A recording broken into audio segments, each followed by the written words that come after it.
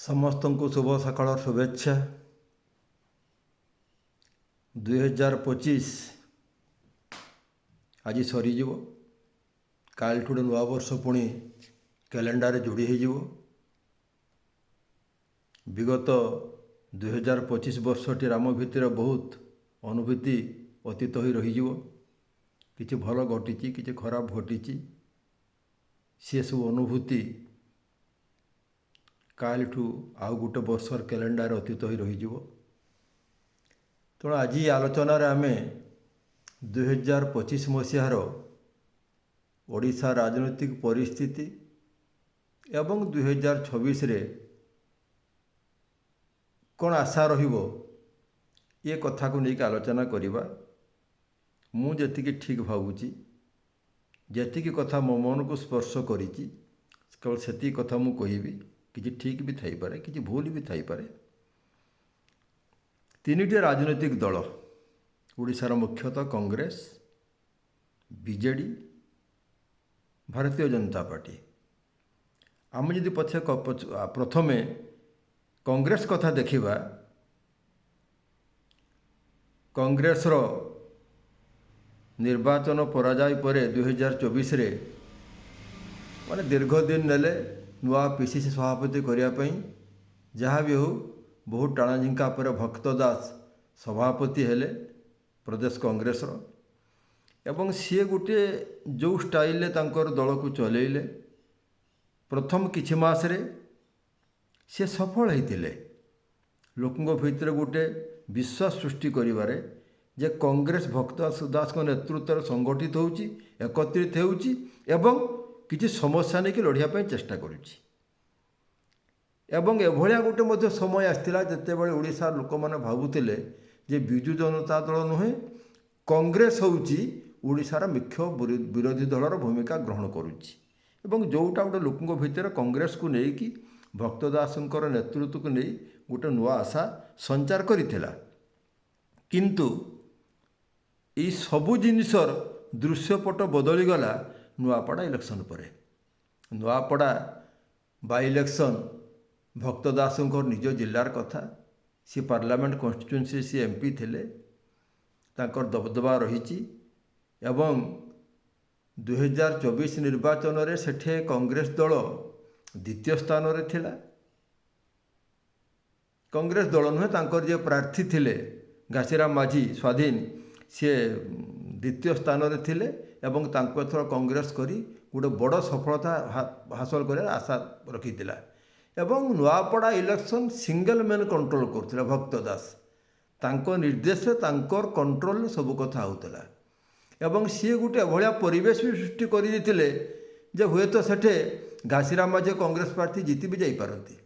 କିନ୍ତୁ ସେସବୁ କଥା କିଛି ହେଲା ନାହିଁ। ସେ ଯେଉଁ ଢାଞ୍ଚାରେ ନିର୍ବାଚନକୁ ପରିଚାଳନା କଲେ, ସେଟା ଦଳକୁ ସେଇ ଦ୍ୱିତୀୟ ପୋଜିସନରେ ତାଙ୍କୁ ସନ୍ତୁଷ୍ଟ ହେବାକୁ ପଡ଼ିଲା ଏବଂ ତାଙ୍କର ଭୋଟ ସଂଖ୍ୟା ଛଡ଼ା ବହୁତ କିଛି ମଧ୍ୟ ବଢ଼ିଗଲା ନାହିଁ। ଯେଉଁଟା ଭକ୍ତଙ୍କର ପାରିବା ପଣିଆ ତାଙ୍କ ନେତୃତ୍ୱ ଉପରେ ଗୋଟେ ପ୍ରଶ୍ନବାଚୀ ସୃଷ୍ଟି କଲା। ଏବଂ ତା ପରବର୍ତ୍ତୀ ସମୟରେ ସିଏ ଯେଉଁଭଳି ଭାବରେ ସବୁ ବିବାଦାସ୍ପଦ ମନ୍ତବ୍ୟମାନ ଦେଲେ, ବିଭୀଷଣ ଆଉ କ'ଣ ସବୁ କହିଲେ ଏବଂ ମହମ୍ମଦ ମକିମକୁ ଦଳରୁ ବହିଷ୍କାର କରାଗଲା ପରେ ଦଳ ଭିତରେ ଭିନ୍ନ ମତବାଦ ଥିବାର ଯେଉଁ ପରିଷ୍କାର ସବୁ ପ୍ରତିଫଳନ ହେଲା, ଏସବୁ କଥା କଂଗ୍ରେସକୁ କେଉଁ ଜାଗାରେ ଦୁର୍ବଳ କରୁଛି। ଏବଂ କେଉଁ ଜାଗାରେ ମଧ୍ୟ ସିଏ ମକିମକୁ ଦଳରୁ ବହିଷ୍କାର କଲା ପରେ ପ୍ରମାଣ କରିଦେଲେ ଯେ ରାହୁଲ ଗାନ୍ଧୀଙ୍କର କି ବେଣୁଗୋପାଳଙ୍କର ଯାହା ବି ହୁଅନ୍ତୁ, ତାଙ୍କ ଉପରେ କିଛି ଆଶୀର୍ବାଦ ସେଣ୍ଟ୍ରାଲ ଲିଡରସିପ୍ର କଂଗ୍ରେସର ରହିଛି। ଯେଉଁଟା ବର୍ତ୍ତମାନ ସମୟରେ କଂଗ୍ରେସ ପାଇଁ ଯେଉଁ ଢାଞ୍ଚାରେ କଂଗ୍ରେସ ଚାଲିଛି, ଭକ୍ତ ଦାସ ପରିଚାଳିତ କରୁଛନ୍ତି, ଏଥିରେ ବର୍ତ୍ତମାନ କଂଗ୍ରେସରେ କର୍ମୀମାନେ ସନ୍ତୁଷ୍ଟ ନାହାନ୍ତି। ନେତୃତ୍ୱ ଭିତରେ ବହୁତ କଥା ତାଙ୍କ ଭିତରେ ଚାଲିଛି, ଯେଉଁଟା କଂଗ୍ରେସ ବର୍ତ୍ତମାନ ଆଉ ସେ ପୋଜିସନରେ ନାହିଁ ଯେ ଆସି ଗୋଟେ ବିରୋଧୀ ଦଳ ଭୂମିକା ଗ୍ରହଣ କରିବ, ଲୋକମାନେ ଗ୍ରହଣ କରିଯିବେ। କେଉଁ ଜାଗାରେ କଂଗ୍ରେସକୁ ନେଇ ଲୋକଙ୍କ ମନ ଭିତରେ ଗୋଟେ ସନ୍ଦେହ ସଂଶୟ ସୃଷ୍ଟି ହୋଇଛି। 2026 କହିବ ଭକ୍ତ ଦାସ କ'ଣ କରୁଛନ୍ତି, ସିଏ ଏଠି କଂଗ୍ରେସକୁ ଆଗେଇବା ପାଇଁ ଚେଷ୍ଟା କରୁଛନ୍ତି କିମ୍ବା ଭକ୍ତ କଂଗ୍ରେସ ବୋଲି ଗୋଟେ ନୂଆ କଂଗ୍ରେସ ଓଡ଼ିଶାରେ ତିଆରି କରିବାର ଚେଷ୍ଟା କରୁଛନ୍ତି, ସେ କଥା ସମୟ କହିବ। ଦ୍ୱିତୀୟ ଦଳ ହେଲା ବିଜୁ ଜନତା ଦଳ। ଛୋଟିଆ କଥା ନୁହେଁ। 29ତମ ପ୍ରତିଷ୍ଠା ଦିବସ ପାଳନ କରିଛି। 24 ବର୍ଷ ସରକାର, ନବୀନ ପଟ୍ଟନାୟକ ମୁଖ୍ୟମନ୍ତ୍ରୀ। ଗାଁ ଗଣ୍ଡା ଯୁଆଡ଼େ ଗଲେ ଯୁବକରୁ ବୁଢ଼ା ବୁଢ଼ୀ, ଶିକ୍ଷିତ ଅଶିକ୍ଷିତ ସମସ୍ତେ ନବୀନ ପଟ୍ଟନାୟକ। ଗୋଟେ ନବୀନ ମାନିଆର ସାରା ଓଡ଼ିଶା 24 ବର୍ଷ ଧରି ଲୋକ ପାଗଳ ହୋଇଯାଇଥିଲେ। କିନ୍ତୁ 2024 ନିର୍ବାଚନରେ ବିଜୁ ଜନତା ଦଳର ପରାଜୟ ଘଟେ। ଭାରତୀୟ ଜନତା ପାର୍ଟି ଏକକ ସଂଖ୍ୟାଗରିଷ୍ଠ ଦଳ ହୋଇ ସରକାର ଗଠନ କରନ୍ତି। ଏସବୁ ଭିତରେ ଯେଉଁ କାରଣ ପାଇଁ ବିଜୁ ଜନତା ଦଳ ହାରିଲା ସେ କଥା ଓଡ଼ିଶାବାସୀ ସମସ୍ତେ ଜାଣିଛନ୍ତି। ବିଜୁ ଜନତା ଦଳ କର୍ମୀମାନେ ଜାଣିଛନ୍ତି। ନବୀନ ପଟ୍ଟନାୟକ ମଧ୍ୟ ଜାଣିନଥିଲେ ସେ କଥା ନୁହେଁ, ସେ ମଧ୍ୟ ଜାଣିଛନ୍ତି। କିନ୍ତୁ ସେ କଥାର ଦଳୀୟ ଫୋରମରେ ଆଲୋଚନା ପର୍ଯ୍ୟାଲୋଚନା କିଛି କଲେ ନାହିଁ। ଏବଂ ଯେଉଁମାନେ ଦଳର ପରାଜୟର କାରଣ ଖୋଜିବାକୁ ବାହାର କଲେ, କିଛି କଥା କହିଲେ, ସେମାନଙ୍କୁ ଦଳ ଭିତରେ ସାଇଡ଼ଲାଇନ୍ କରିଦିଆଗଲା, ତାଙ୍କ ଗୁରୁତ୍ୱ କମାଇ ଦିଆଗଲା କିମ୍ବା ସେମାନଙ୍କୁ ଦଳରୁ ବାହାର କରିଦିଆଗଲା। ଏବଂ ନବୀନ ପଟ୍ଟନାୟକ ଗୋଟେ କ୍ଲିଅର କାଟ୍ ଯେଉଁ ସାଇଲେନ୍ସ ବର୍ତ୍ତମାନ ସୁଦ୍ଧା ମେଣ୍ଟେନ୍ କରୁଛନ୍ତି ଏବଂ ଆକ୍ଟିଭିଟିଜ୍ ଏକଥା ପ୍ରମାଣିତ କରିଦେଇଛି ଯେ ବର୍ତ୍ତମାନ ବିଜୁ ଜନତା ଦଳ ଆଉ ନବୀନ ପଟ୍ଟନାୟକଙ୍କର ନିର୍ଦ୍ଦେଶରେ ଚାଲିନାହିଁ। ସେ କଥା ଖୋଲାଖୋଲି କୁହାଯାଇପାରେ ଯେ ବର୍ତ୍ତମାନ VK ପାଣ୍ଡିଆନଙ୍କର କଣ୍ଟ୍ରୋଲରେ ବିଜୁ ଜନତା ଦଳ ଚାଲିଛି। ଏହାକୁ ଅସ୍ୱୀକାର କରିବାର କିଛି ନାହିଁ। ମୁଁ ଭାବୁଛି କାହାର ବୁଝିବାର ମଧ୍ୟ ତ ବାକି କିଛି ନାହିଁ। ଦଳର ପରାଜୟର କାରଣକୁ ବିଶ୍ଳେଷଣ କଲେ ନାହିଁ, ଦଳକୁ ସଂଗଠିତ କରିବାରେ, ସଂଗଠନକୁ ସଜାଡ଼ିବାରେ ଯେଉଁଭଳି ଭାବରେ ସକ୍ରିୟତା ଦେଖାଯିବା କଥା ସେ କଥା ନକରି କେବଳ ପାଣ୍ଡିଆନ ପନ୍ଥୀମାନଙ୍କୁ PSC କମିଟିରେ ବିଭିନ୍ନ ଜାଗାରେ ଅବସ୍ଥାପିତ କରିଦିଆଯାଇଛି। ଯେଉଁଭଳି ଭାବରେ ତାଙ୍କ ନିର୍ଦ୍ଦେଶରେ ଦଳଟା ପରିଚାଳିତ ହେବ ଏକଥା ସ୍ପଷ୍ଟ ହୋଇଯାଇଛି। ଏବଂ 2-3ଟି ଜିନିଷରେ ଏକଥା ଆହୁରି ସ୍ପଷ୍ଟ ହୋଇଯାଇଛି। ଯେତେବେଳେ ୱାକଫ୍ ବିଲ୍ କଥା, ନୋ କନଫିଡେନ୍ସ ମୋସନ୍ ଆସିଲା, କଂଗ୍ରେସ ବାଲା ଆଣିଲେ ମୋହନ ମାଝୀ ସରକାରଙ୍କ ବିରୁଦ୍ଧରେ, ସେତେବେଳେ ବିଜେଡ଼ି ପାର୍ଟିର ଯେଉଁଭଳି ଆଭିମୁଖ୍ୟ ରହିଲା ବିଧାନସଭା ଭିତରେ ଏବଂ ବିଶେଷ କରି ନୂଆପଡ଼ା ଇଲେକ୍ସନରେ କେଉଁ ଜାଗାରେ ଜୟ ଢୋଲକିଆ ଯାଇକି ବିଜେପିର କ୍ୟାଣ୍ଡିଡେଟ୍ ହୋଇଯିବା ଏବଂ ସବୁଠୁ ଆଶ୍ଚର୍ଯ୍ୟ ହେଲା ଯେ ଯେତେବେଳେ ସ୍ନେହାଙ୍ଗିନୀ ଛୁରିଆକୁ ଆଣି କ୍ୟାଣ୍ଡିଡେଟ୍ କରିଦେଲେ ନୂଆପଡ଼ାରେ, ସେଇ ଦିନ ହିଁ ନବୀନ ପଟ୍ଟନାୟକ ଗୋଟେ ମେସେଜ୍ ଦେଇଥିଲେ ଯେ ସେଟା ବିଜେଡ଼ି ହାରିବାଟା ସେ ଚାହୁଁଛନ୍ତି, ନହେଲେ କେବେ ସେ ନୂଆପଡ଼ାରେ ପ୍ରାର୍ଥୀ ଆଣି କରିନଥାନ୍ତେ ସ୍ନେହାଙ୍ଗିନୀ ଛୁରିଆକୁ। ତେଣୁ ଏହିସବୁ କଥା ଓଡ଼ିଶାର ଜନସାଧାରଣ, ଓଡ଼ିଶାର ବିଜୁ ଜନତା ଦଳ ଅଗଣିତ କର୍ମୀ ନେତା ଆଙ୍କ ମନ ଭିତରେ କେଉଁ ଜାଗାରେ ଗୋଟେ ସଂଶୟ ସନ୍ଦେହ ସୃଷ୍ଟି କରୁଛି ଯେ ନବୀନ ପଟ୍ଟନାୟକର ଗୋଟେ ଦୁର୍ବଳତା ବିଜେପି ପ୍ରତି ରହୁଛି। ଏ କଥା ବର୍ତ୍ତମାନ ସୁଦ୍ଧା ସେ ଲୋକଙ୍କ ମନରୁ କିମ୍ବା ଦଳ କର୍ମୀଙ୍କ ମନରୁ ଦୂର କରିପାରିନାହାନ୍ତି। ସିନିୟର ନେତାମାନେ ସସ୍ପେଣ୍ଡ ହୋଇଛନ୍ତି ଏବଂ ବିଶେଷ କରି ଆମେ ଯଦି ଦେଖିବା ପ୍ରତିଷ୍ଠା ଦିବସ ପାଳନ ହେଲା ପରେ ନବୀନ ପଟ୍ଟନାୟକ କହିଲେ 100 ବର୍ଷ ବିଜୁ ଜନତା ଦଳ ଶାସନ କରିବ ଓଡ଼ିଶାରେ। ତା ପରଦିନ ବିଭିନ୍ନ ଜାଗାରେ ବିଭିନ୍ନ ନେତାମାନେ ବିଭିନ୍ନ କଥା କହୁଛନ୍ତି, ସମାଲୋଚନା କରୁଛନ୍ତି, ଆଲୋଚନା କରୁଛନ୍ତି। ବଦ୍ରିପାତ୍ର ବିସ୍ଫୋରକ ବୟାନ, ଅପ୍ରିୟ ସତ୍ୟ କଥା କହିଲେ। ଆଗରୁ ସେଇ କଥା ପ୍ରଭାତ ତ୍ରିପାଠୀ କହିଥିଲେ, ପ୍ରଫୁଲ୍ଲ ବାବୁ କହିଥିଲେ ଢେଙ୍କାନାଳର, ଏବଂ ରାଜ୍ୟସଭା MP ଦେବାଶିଷ ସାମନ୍ତରାୟ ସେ ବିଭିନ୍ନ କଥା କହୁଛନ୍ତି, ବିଭିନ୍ନ ନେତାମାନେ କହୁଛନ୍ତି। ଏବଂ ଏସବୁ ଭିତରେ 100 ବର୍ଷ ବିଜୁ ଜନତା ଦଳ ରହିବ, ନିଜର ଦୋଷ ଦୁର୍ବଳତାକୁ ସଂଶୋଧନ ନକରି କାରଣ ନ ଖୋଜି ଇଏ କେବଳ ଏ କଥା ଯେ କର୍ମୀଙ୍କ ମନ ଭିତରେ ବହୁତ ଗୋଟେ ଆଶା ସଞ୍ଚାର କରିବ କି ଗୋଟେ ଆତ୍ମବିଶ୍ୱାସ ସୃଷ୍ଟି କରିବ ସେ କଥା ବିଶ୍ୱାସ କରିହେଉନାହିଁ। ଦଳ ଆଜି ଆପାତତଃ ପାଣ୍ଡିଆନ ପନ୍ଥୀମାନଙ୍କର କବଳରେ ରହିଯାଇଛି। ନବୀନ ପଟ୍ଟନାୟକ ସମୟକ୍ରମରେ ଯେଉଁମାନେ ତାଙ୍କୁ ରାଜନୀତିରେ କିଛି ଦକ୍ଷତା ରଖନ୍ତି, ଯେଉଁମାନଙ୍କ ରାଜନୀତିରେ କିଛି ଗୋଟେ ଭିତ୍ତିଭୂମି ରହିଛି ତଳ ସ୍ତରରେ, ସେଭଳିଆ ନେତାମାନଙ୍କୁ ସେ ଦଳରୁ ଆଡ଼େଇ ଦେଇ ନିଜେ କେଉଁଭଳି ଭାବରେ ନିରଙ୍କୁଶ ଭାବରେ ଶାସନ କରିବେ, ଦଳଟା ତାଙ୍କ ପୁରା ମନ ଇଚ୍ଛା ଚାଲିବ, ସେ ଅବସ୍ଥା ସୃଷ୍ଟି କରିଛନ୍ତି।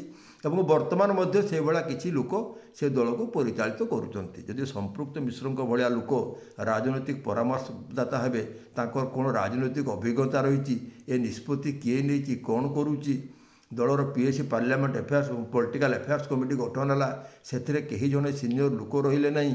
ଏ ଯାହା ବି ସେ କରନ୍ତୁ, ଏ କଥାର ଉଦ୍ଦେଶ୍ୟ କିଛି ଭଲ ଲାଗୁନାହିଁ। ଏବଂ ମୋର ଯାହା ମନେ ହେଉଛି ନବୀନ ପଟ୍ଟନାୟକ ଗଲା 25 ବର୍ଷରେ ଯଦି ଓଡ଼ିଶାର ସବୁଠୁ କିଏ ଜଣେ ସଫଳ ନେତା ଆଉ ସବୁଠୁ କ୍ଷମତା ପାଇଛନ୍ତି, ସବୁ ପ୍ରକାର ସୁବିଧା ଭୋଗ କରିଛନ୍ତି ବିନା ସଂଗ୍ରାମରେ, ବିନା ସଂଘର୍ଷରେ, ବିନା ତ୍ୟାଗରେ। ସେ ହେଉଛନ୍ତି ନବୀନ ପଟ୍ଟନାୟକ। ଦୁଃଖ କଷ୍ଟ ସଂଘର୍ଷ କ'ଣ ଜାଣିନାହାନ୍ତି। 2026 ବୋଧେ ତାଙ୍କ ପାଇଁ ସଂଘର୍ଷର ବର୍ଷ ହେବ। ତାଙ୍କ ନେତୃତ୍ୱ, ତାଙ୍କ ନିଷ୍ପତ୍ତିର ପରୀକ୍ଷାର ବର୍ଷ ହେବ। ଆଉ ସବୁଠୁ ବୋଧେ ସଂଘର୍ଷ ଭିତରେ ଗୋଟେ ଖରାପ ସମୟରେ ଗତି କରିବେ ରାଜନୈତିକ ସ୍ଥିତିରେ ନବୀନ ପଟ୍ଟନାୟକ 2024, ଯାହା ମୋତେ ଦେଖାଯାଉଛି। ମୁଁ ଯେଉଁ କଥା କହୁଥିଲି, ବହୁତ ବନ୍ଧୁମାନଙ୍କୁ ଦୁଃଖ ଦେଇଛନ୍ତି, କଷ୍ଟ ଦେଇଛନ୍ତି, ଜବରଦସ୍ତି ତାଙ୍କ ସ୍ୱରକୁ ଚାପିକି ରଖି ଦିଆହେଇଛି କ୍ଷମତା ନାମରେ। ସେସବୁ କଥା ପ୍ରତିଫଳନ ନିଶ୍ଚିତ ହେବ। ଏବଂ ଯେଉଁମାନେ କାନ୍ଦିଛନ୍ତି, ଯେଉଁମାନଙ୍କୁ ପଲିଟିକାଲି ହାରାସ କରାହେଇଛି, ବିଭିନ୍ନ ପ୍ରକାର ନିର୍ଯାତନା ଦିଆହେଇଛି, କଥା ହେଇଛି, ଏଇ କଥା ନୁହେଁ, ଏ ସମସ୍ତଙ୍କର ଅଭିଶାପ ପଡ଼ିବ। ଏବଂ ଏମାନେ ସମସ୍ତେ ମଧ୍ୟ ବର୍ତ୍ତମାନ ଯେଉଁମାନେ ଜୀବିତ ଅଛନ୍ତି, ସେମାନେ ଆଜି ଯେତେବେଳେ ନବୀନ ପଟ୍ଟନାୟକ କ୍ଷମତା ନାହାନ୍ତି, ସେମାନେ କେଉଁ ଜାଗାରେ କେଉଁ ପରିସ୍ଥିତିରେ ତାଙ୍କ ରାଜନୀତି ପ୍ରତିଶୋଧ ନେବା ରାସ୍ତା ମଧ୍ୟ ଖୋଜିବେ, ଯେଉଁ କଥା ନବୀନ ପଟ୍ଟନାୟକ ଏବଂ ତାଙ୍କର ଯେଉଁମାନେ ପାଣ୍ଡିଆନପନ୍ଥୀ ନେତାମାନଙ୍କୁ ସାମ୍ନା କରିବାକୁ ପଡ଼ିବ। ଏବଂ ଆଉ ଗୋଟେ ପାର୍ଟ ଏଠି ଆସିବ ଯେ ବିଜୁ ଜନତା ଦଳ ବିଭାଜିତ ହୋଇଯିବ କି, ଗୋଟେ ନୂଆ କିଛି ଫ୍ରଣ୍ଟ ଓଡ଼ିଶାରେ ମୁଣ୍ଡ ଟେକିବ କି, କଥା ବହୁତ ଆଲୋଚନା ହେଉଛି। ହେଇପାରେ, କିଛି ବିଚିତ୍ର ନୁହେଁ। ଓଡ଼ିଶାରେ ମଧ୍ୟ ମହାରାଷ୍ଟ୍ର ଭଳି ଗୋଟେ କିଛି ଘଟଣା ଘଟିପାରେ 2026ରେ। ବିଜୁ ଜନତା ଦଳ ବିଭାଜିତ ହୋଇପାରେ। ଆମେ କେବେ କହିବା ନାହିଁ ଯେ ବିଜେପିର ସେଣ୍ଟ୍ରାଲ ଲିଡରସିପ୍ ଧୀରିକି ବସିଛନ୍ତି। ଗୋଟେ ଦୁର୍ବଳ ବିଜୁ ଜନତା ଦଳ ହିଁ ଏଟା ବିଜେପିର ସଫଳତାର କାଠି ହେବ ଭବିଷ୍ୟତରେ, କଥା ନିଶ୍ଚିତ। ତେଣୁ କେଉଁଭଳି ଭାବରେ ଗୋଟେ ଦୁର୍ବଳ ବିଜୁ ଜନତା ଦଳ ରହିବ, ସେ କଥା ନିଶ୍ଚିତ ଭାବରେ ଦିଲ୍ଲୀ ଦରବାରରେ ବିଜେପିର କେନ୍ଦ୍ର ନେତୃତ୍ୱ ଚିନ୍ତା କରୁଥିବେ। ତେଣୁ ଯଦି କିଛି 2026ରେ ମହାରାଷ୍ଟ୍ର ଭଳିଆ ଘଟଣା ଘଟିଗଲା, ଏଥିରେ ଆମର ଆଶ୍ଚର୍ଯ୍ୟ ହେବାର ମଧ୍ୟ କିଛି ନାହିଁ। ଏବଂ ଯଦି ବଡ଼ ଜିନିଷ ଅସନ୍ତୋଷ ରହୁଛି ବିଜେଡ଼ି ଭିତରେ, ଅସନ୍ତୋଷ ରହୁଛି କଂଗ୍ରେସ ଭିତରେ, ଅସନ୍ତୋଷ ବହୁତ ମାତ୍ରା ନହେଲେ ମଧ୍ୟ କିଛି ରହୁଛି ବିଜେପି ଭିତରେ। ଯଦି ସମସ୍ତ ଅସନ୍ତୋଷର ବହ୍ନି ଏକତ୍ରିତ ହେବେ ଏବଂ ସେଇଟା ଯଦି ଗୋଟେ ରାଜନୈତିକ ରଙ୍ଗ ନେବ, ରୂପ ନେବ, ସିଏ ବି କୁଆଡ଼େ ଗତି କରିପାରେ, ଏକଥା ସମୟ କହିବ। କିନ୍ତୁ ଏକଥା ନିଶ୍ଚିତ ଭାବରେ ଗୋଟେ ପଲିଟିକାଲ ଭ୍ୟାକ୍ୟୁମ୍ ବର୍ତ୍ତମାନ ରହିଛି। ବିରୋଧୀ ଦଳ ବର୍ତ୍ତମାନ ବିଭାଜିତ, କଂଗ୍ରେସ ଲୋକଙ୍କର ବିଶ୍ୱାସ ଆସ୍ଥା ହରାଇ ସାରିଛି। ଭକ୍ତ ଦାସଙ୍କ ନେତୃତ୍ୱ ଆଉ ସେଇଭଳି ଭାବରେ ପୂର୍ବ ପରି ତା ଚମକ ନାହିଁ।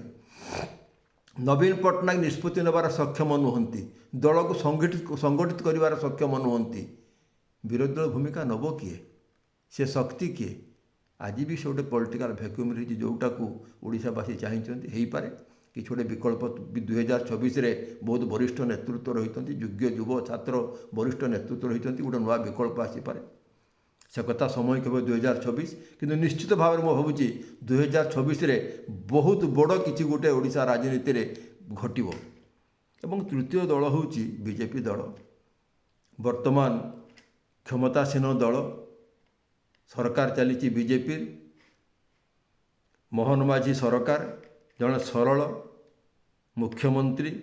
ଆପାତତଃ ତାଙ୍କର ଭାବମୂର୍ତ୍ତି ଲୋକଙ୍କ ପାଖରେ ଠିକ୍ ଠାକ୍ ରହିଛି। ଲୋକ ଆପାତତଃ ଗାଁ ଗଣ୍ଡାର ସମସ୍ତେ କହୁଛନ୍ତି ମୋହନ ମାଝୀ ଜଣେ ଭଲ ମୁଖ୍ୟମନ୍ତ୍ରୀ। କିନ୍ତୁ ଏ ଯେ ହଲ୍ ସାମଗ୍ରିକ ଭାବରେ ସରକାରକୁ ଗୋଟେ ଆଲୋଚନା ଭିତରକୁ ଅଣାଯିବ, ବିଜେପିରେ ବି ଯେ ସବୁ କଥା ଠିକ୍ ଠାକ୍ ଚାଲିଛି ସେ କଥା ନୁହେଁ। ତିନିଟି ମୁଖ୍ୟ ଇସ୍ୟୁ ବିଜେପିକୁ କ୍ଷମତା ଆସିଲା ପରେ ସେମାନେ ତାଙ୍କର କ୍ଷମତା ଆସିବା ଆଗରୁ ମଧ୍ୟ କହୁଥିଲେ ଯେ ଜଗନ୍ନାଥ ମନ୍ଦିରକୁ ଆମେ ବ୍ୟବସ୍ଥିତ କରିଦେବୁ, କୃଷକମାନଙ୍କର ଯେଉଁ ଧାନ ଦାମ ବଢ଼ାଇବା କଥା, ସୁଭଦ୍ରା ଯୋଜନା କଥା ଏବଂ ଦୁର୍ନୀତି, ଏଇ ଚାରିଟି ମୁଖ୍ୟ ଜିନିଷ ଥିଲା। ସେ ଦୁର୍ନୀତି ପାଣ୍ଡିଆନ କରୁ, ରାମ କରୁ, ଶାମ କରୁ, ଯିଏ କରୁ, ଦୁର୍ନୀତି ବିରୁଦ୍ଧରେ ଜିରୋ ଟଲାରେନ୍ସ। ଏଇ ଚାରିଟି ଜିନିଷରୁ ଜଗନ୍ନାଥ ମନ୍ଦିରରେ କିଛି ଗୋଟେ ହେବ, ସେ କଥା ସେମାନେ ଆଶା ସଞ୍ଚାର କରିଥିଲେ ନିଶ୍ଚୟ ପ୍ରଥମ କିଛି ମାସ ଭିତରେ। କିନ୍ତୁ ଆଜି 1.5 ବର୍ଷ ପାରେଇଗଲା ପରେ ଜଗନ୍ନାଥ ମନ୍ଦିରରେ ସେଭଳି ଭାବରେ କିଛି ବହୁତ ପରିବର୍ତ୍ତନ ହୋଇନାହିଁ।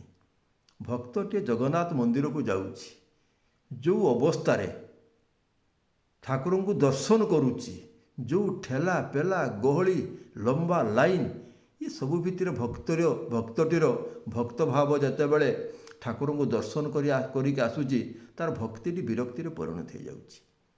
ତେଣୁ ସିଏ କ'ଣ କେବେ ଗଣତି ହେବ ମଣିତି ହେବ, ଧାଡ଼ି ଦର୍ଶନ କରିବେ, ଉଠା କରିବେ, ବସା କରିବେ, ସେଇଟା ପର କଥା।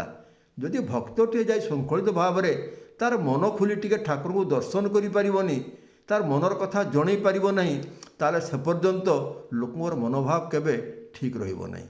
ଏ କଥାକୁ ସରକାର ବ୍ୟବସ୍ଥିତ କରିବା ଉଚିତ। ଦ୍ୱିତୀୟ ଜିନିଷ ହେଲା, ଧାନର ମୂଲ୍ୟ 31 ଟଙ୍କା କରିଛନ୍ତି, ବହୁତ ବଡ଼ କଥା, ବହୁତ ବଡ଼ କଥା, ଭଲ କଥା। ଏ କଥା ମଧ୍ୟ ଚାଷୀଙ୍କର ମନକୁ ପାଇଛି। ଚାଷୀମାନେ ଉପକୃତ ହେଉଛନ୍ତି। ଯେଉଁମାନେ ଧାନ ଚାଷ କରୁନଥିଲେ ସେମାନେ ଆଜି ଧାନ ଚାଷ କରୁଛନ୍ତି। କିନ୍ତୁ ଏଇ ବର୍ଷର ପ୍ରାରମ୍ଭରେ ଧାନ ଟୋକନ୍ ଦେବାରେ, ରେଜିଷ୍ଟ୍ରେସନ ହେବାରେ ଏଇସବୁ କଥାର କିଛି ଅବ୍ୟବସ୍ଥା ଦେଖାଯାଉଛି। ତାକୁ ମଧ୍ୟ ସରକାର ସୁଧାରକୁ ଆଣିବା କଥା। ନହେଲେ ଯେଉଁଟା ତାଙ୍କୁ ନାମ ଦେବାର ଥିଲା ବା ସେମାନେ ନାମ କମେଇ ପାରିଥାନ୍ତେ, ତାଙ୍କର ଭୋଟ ବ୍ୟାଙ୍କ ହେଇଥାନ୍ତା, ସେ କଥା ତାଙ୍କୁ ଅସୁବିଧାରେ ପକାଇ ପାରେ ଭବିଷ୍ୟତରେ। ତୃତୀୟ ଜିନିଷଟି ହେଉଛି ସୁଭଦ୍ରା। ସୁଭଦ୍ରାଟା ବହୁତ ବଡ଼ ଜିନିଷ। ବିଜୁ ଜନତା ଦଳ କେବଳ ମହିଳା ଭୋଟ ବ୍ୟାଙ୍କରେ 24 ବର୍ଷ ଓଡ଼ିଶାରେ ଶାସନ କଲେ। ସେଇଟାକୁ ଭାଙ୍ଗିବା ପାଇଁ ଗୋଟେ ସଠିକ୍ ପଦକ୍ଷେପ ଥିଲା। ଏବଂ ସୁଭଦ୍ରା ମଧ୍ୟ ଚାଲିବ, 5 ବର୍ଷ ଲୋକ ପାଇବେ, କିନ୍ତୁ ତାକୁ ଯେଉଁଭଳି ଭାବରେ ଗ୍ରାମ ସ୍ତରରେ ଚଳଚଞ୍ଚଳ କରିବା କଥା, ତାକୁ ଗୋଟେ କେଡ଼ାର ଭିତ୍ତି କରିଦେବା କଥା। ଏଇଟା ହେବ, ଏତେ ଅପ୍ରିୟ ସତ୍ୟ କଥା। ବିଜୁ ଜନତା ଦଳ SHG ମହିଳାଙ୍କୁ ମହିଳା ସଶକ୍ତିକରଣ ନାମରେ ଗୋଟେ ଭୋଟ ବ୍ୟାଙ୍କ କ୍ରିଏଟ୍ କରିଥିଲା। ସେଇଟା ମଧ୍ୟ କିଛି ମାତ୍ରାରେ ଦୋହଲି ଯାଇଛି, ଭାଙ୍ଗି ଯାଇଛି। କିନ୍ତୁ ସେଇଟାକୁ କଂକ୍ରିଟ୍ କରିକି ଗୋଟେ ବିଜେପିର ଭୋଟ ବ୍ୟାଙ୍କ ଯେଉଁ ତିଆରି ହେବା କଥା, ସେଇଟା କେଉଁ ଜାଗାରେ ତାର କମି ରହିଯାଇଛି। ତାର କମି ଏଇଥିପାଇଁ ରହିଯାଇଛି ଯେ ବର୍ତ୍ତମାନ ବି କ୍ଷମତାକୁ ଆସିଲା ପରେ ବିଜେପିର ତଳ ସ୍ତରର, ତୃଣମୂଳ ସ୍ତରର, ଗ୍ରାମ ସ୍ତରର, ମଣ୍ଡଳ ସ୍ତରର ଏଇ ସମସ୍ତ ଯେତିକି କର୍ମୀମାନେ ସଂଗଠିତ ହେବା କଥା ଏବଂ ଦଳର ନୀତି ଆଦର୍ଶ କାର୍ଯ୍ୟକ୍ରମକୁ ଲୋକଙ୍କ ପାଖରେ ପହଞ୍ଚାଇବା କଥା, ସେଇ କଥାଟା ବୋଧେ ହେଇପାରୁନାହିଁ ବୋଲି ମୋର ଯାହା ଅନୁଭବ ହେଉଛି। ଏ କଥାକୁ ମଧ୍ୟ ବିଜେପି ନେତୃତ୍ୱ, ଶୀର୍ଷ ନେତୃତ୍ୱ, ରାଜ୍ୟ ନେତୃତ୍ୱ ଦୃଷ୍ଟି ଦେବା ଦରକାର। ଚତୁର୍ଥ କଥାଟା ହେଉଛି ଦୁର୍ନୀତି ବିରୁଦ୍ଧରେ ବହୁତ କଥା ସେତେବେଳେ ବିଜେପି ସରକାର କହୁଥିଲେ। କେଉଁ ଚାବି ତାମିଲ ଚାଲିଗଲା, କେଉଁଠି ରତ୍ନଭଣ୍ଡାର ଅଳଙ୍କାର ଚାଲିଗଲା, କିଏ ଲୁଟ୍ କଲା, କିଏ ସେ ହେଲିକପ୍ଟର ଉଡ଼ିଲା, କିଏ ଆଉ କ'ଣ କଲା, ସବୁ ତଦନ୍ତ ହେବ, ସବୁ ଜେଲ୍ ଯିବେ। ଝାରପଡ଼ା ଜେଲ୍ରେ ସବୁ ସେଲ୍ ସବୁ ଖୋଲା ରହିଛି, ରିଜର୍ଭ ହେଇ ରହିଛି କାହା କାହା ନାମରେ, କେଉଁଠି ଜାହାଜ ବୁଡ଼ିଗଲା, କ'ଣ ହେଲା, ଗୋଟେ ତ ତଦନ୍ତ ହେଲାନି, କେହି ଜଣ ଲୋକ ବିରୁଦ୍ଧରେ ଗୋଟେ ଚାର୍ଜସିଟ୍ ଦାଖଲ ହେଲାନି। ତେଣୁ ଏକଥା ମଧ୍ୟ ଲୋକଙ୍କ ମନ ଭିତରେ ଗୋଟେ ସନ୍ଦେହ ସୃଷ୍ଟି କରୁଛି। କିନ୍ତୁ ଏକଥା ନିଶ୍ଚିତ, ଆଜି ଭିଜିଲାନ୍ସ ଯେଉଁଭଳି ଭାବରେ ଅଫିସରମାନଙ୍କ ରେଡ୍ କରୁଛି, ବିଭିନ୍ନ ଦୁର୍ନୀତି ବିରୁଦ୍ଧରେ ବି କିଛି କାର୍ଯ୍ୟକ୍ରମ ଚାଲିଛି, କିନ୍ତୁ ସେଇଟା ଗୋଟେ ପାର୍ଟ ହେଇପାରେ। କିନ୍ତୁ ଇଲେକ୍ସନ୍ ସମୟରେ ଯେଉଁ ଲାଇନ୍ରେ ଦୁର୍ନୀତି କଥା କୁହାଯାଉଥିଲା, ସେଭଳିଆ ସେଇ ସ୍ତର ଲୋକ ବିରୁଦ୍ଧରେ ଆକ୍ସନ୍ କିଛି ହେଉନାହିଁ। ସେ କଥାକୁ ମଧ୍ୟ ବିଜେପିର ନେତୃତ୍ୱ ଦୃଷ୍ଟି ଦେବା ଦରକାର। ସବୁଠୁ ବର୍ତ୍ତମାନ ବଡ଼, ଯଦି ଏଇ ସବୁ ଭିତରେ ସାମୂହିକ ଭାବରେ ଆମେ ଆଲୋଚନା କରିବା, ଦେଖିବା, ତାହେଲେ ତଥାପି ବି ସବୁଠୁ ଆଡ଼ଭାଣ୍ଟେଜ୍ ପୋଜିସନରେ ବିଜେପି ରହିଛି।